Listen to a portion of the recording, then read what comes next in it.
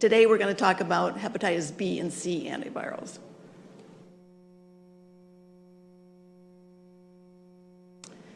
So here's our drug list. For HBV, we've got interferon, and then we have 6 other drugs, 2 of which, these 2 tenofovir drugs, are just different formulations of the same drug. So there's 6 drugs, essentially, that target HBV, and we have now about 14 drugs that target HCV. And then in addition, we have interferon ribavirin. Now, I'm accused of a dense lecture, which I apologize for, but the reason it's dense is because there's so many drugs in the last 3 to 4 years that have been approved for HCV that we didn't have before. So you can snooze as we go through. We classified the drugs then on the basis of molecular structure. With HBV, we only have either nucleoside or nucleotide analogs. With HCV, we'll talk about the fact that we had ribavirin and pegylated interferon in the past, but now we have nucleotide and non-nucleoside analogs, and then 2 other targets, protease inhibitors and NS5A inhibitors. So there are more categories of drugs for HCV now. We also have interferon for hepatitis B. Okay, so let's start with hepatitis B. So what are we trying to do here? We want to prevent liver-related morbidity and mortality. One of the problems is if we have patients that are co-infected with HIV, the therapeutic protocols become complex, and we'll go through see how that happens. All of the HBV antivirals are nucleoside or nucleotide analogs, except for interferon. And that means they target the reverse transcriptase, which is the replicative enzyme of HBV. It turns out that antiviral therapy almost never leads to virologic cure of HBV. And the reason for that is mainly because of the covalently closed circular DNA, which is hidden in cells and is not targeted by the antivirals. And in addition, it leads to hepatocellular carcinoma. If you terminate antiviral therapy for HBV, it can cause a problem. You can get what we call hepatic flares, where the liver enzymes go sky high and you have viremia, and it can lead to decompensation and death. So it's tricky how you use antiviral therapy for HBV. Now, I've given you here a link to the guidelines for chronic hepatitis B, and these are updated periodically and are a good source of information for different therapies. Also, all of these drugs carry a black box warning, or at least a warning now, and that is that you can have production of lactic acidosis and hepatomegaly with steatosis, which is fatty liver. And also the fact that we can have this exacerbation of Hep B disease if we discontinue antiviral therapy. So that warning goes for all the HBV drugs that we're going to talk about. So we can start with entecavir. It's a guanosine nucleoside analog, and it has some activity against HIV, but it was not developed for HIV, and so it's relatively low activity. The good news is it has a high barrier to resistance. So it's become first-line therapy for chronic active HBV infection. It's given once a day. It doesn't have significant drug-drug interactions. Our adverse effects are relatively minor, but we can get cross-resistance of HIV. So if you have a co-infected patient and you treat with entecavir, you can end up with HIV that's resistant to lamivudine and some of the other nucleoside analogs used to treat HIV. And so that presents a problem for therapy. Tenofovir disoproxil fumarate, or TDF, is a prodrug of tenofovir. So tenofovir is an adenosine monophosphate analog, which means it's a nucleotide, if you'll remember.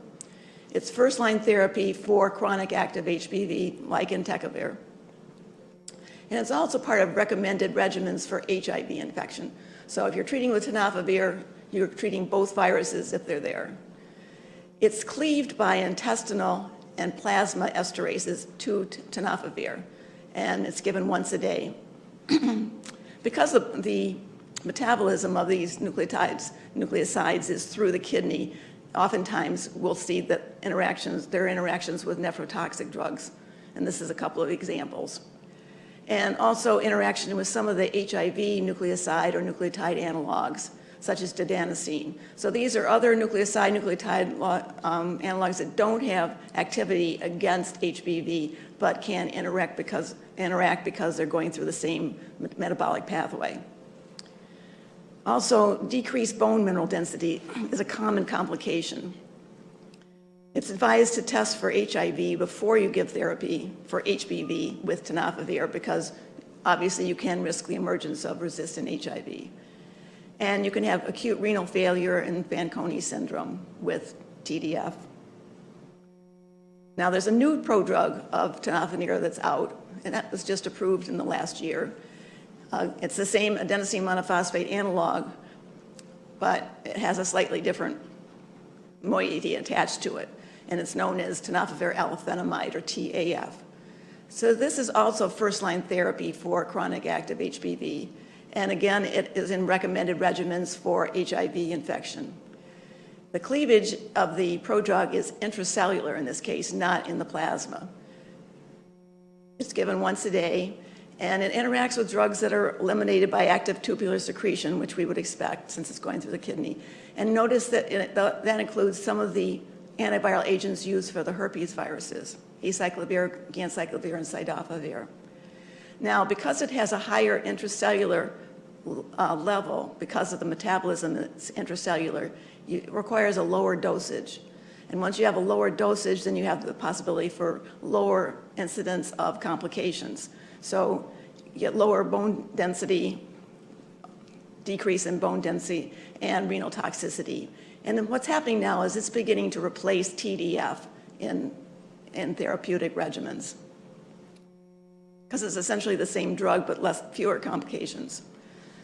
Talbivudine is a thymidine nucleoside analog, and it's considered second-line therapy for HBV infection. It has a high rate of resistance, so that it's limited in its use as monotherapy. As you notice, with all these drugs, we're giving them as single drugs for therapy of HBV. It's given once a day, and it should not be administered with interferon because it has similar complications, namely myopathy and neuropathy.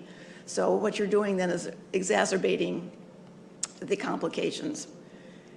There is cross-resistance to lamivudine and possibly also entecavir, which are two of our other drugs. And this is lamivudine. It's a cytidine nucleoside analog. In this case, it's third-line therapy for HBV. It was actually developed as an HIV drug, but there's rapid resistance that develops both for HBV and HIV. It's once daily dosing. Turns out there's a lower dose required to treat HBV than HIV. And it's relatively non-toxic, so we have essentially no significant interactions. The main problem is there's a single amino acid mutation at codon 204, which produces high-level resistance. And there's also single amino acid mutations in HIV that confer resistance. So even though it's a nice non-toxic drug, it loses its efficacy relatively rapidly in long-term treatment. And then adefovir dipivoxyl. It's another oral prodrug of an adenosine monophosphate analog. It was originally developed for treating HIV, but it turned out that it took such a high dose in order to be efficacious for HIV that they sort of dropped it and have brought it back now with HBV. It has relatively few interactions. There's a caution for other nephrotoxic drugs. These are examples: cyclosporin, tacrolimus, aminoglycosides, and vancomycin. We can get acute renal failure and Fanconi syndrome. There are no specific HBV resistance mutations that have been identified, but there are for HIV, and it's recommended that you test the patient for HIV and HIV resistance before therapy. And then pegylated interferon. Remember that interferons are small molecular weight glycoproteins. They're produced by cells in response to different inducers, and one of the major inducers is viruses. And so the response to viruses is somewhat variable but broad, so we can have inhibition of penetration or uncoding, messenger RNA synthesis, and notably degradation of CCC DNA. So this is one of the few drugs that actually seems to have an effect on that. We have translation of viral messenger RNA into proteins and also inhibition of assembly and release. It's indicated for therapy of HBV and HDV, and then also for chronic HCV. These other viruses you can ignore, because essentially it has been used sometimes in therapy, but it's not a major antiviral used for those viruses. Now, one problem is it's administered subcutaneously by injection. So you can tell that's not something that's going to be real popular with the patient. It's pegylated, which means there is polyethylene glycol polymer attached to it. And the reason for that is to slow the clearance of the drug. If you slow the clearance, then you increase the half-life. Increase the half-life, you can increase the dosing intervals so that you don't have to give it every day, you can give it weekly. And that's obviously a benefit when you're injecting a drug. So it increases the plasma half-life also of drugs that are metabolized by the CYP1A2 enzyme. So remember the cytochrome oxidase system that metabolizes a lot of drugs. As soon as you start hearing those enzyme names, you start thinking drug-drug interaction. So theophylline and clozapine are two drugs. The main thing about interferon is it's tough for patients to take on a long-term basis. It produces flu-like symptoms, and especially the confusion, seizures, and depression. That's something they complain of, along with the clinical symptoms. You can have hepatic decompensation in patients who have advanced liver disease. So it's contraindicated with decompensated cirrhosis, with a severe coronary artery disease, if a patient's being treated with bone marrow suppressive drugs such as azathioprine, and then for untreated psychiatric disorders and uncontrolled seizures. So it has a lot of interactions that are not very desirable, but it does have beneficial effects, and as we'll see, it was used for HCV for a long time. So interferon has significantly more toxicity than the nucleotide analogs that we have for HBV. It has the advantage of finite treatment duration, which is usually 48 weeks, and a more durable treatment response if patients can remain compliant. And it's the only effective therapy for HDV, which you know HDV comes along with HBV. You can't have HDV without HBV.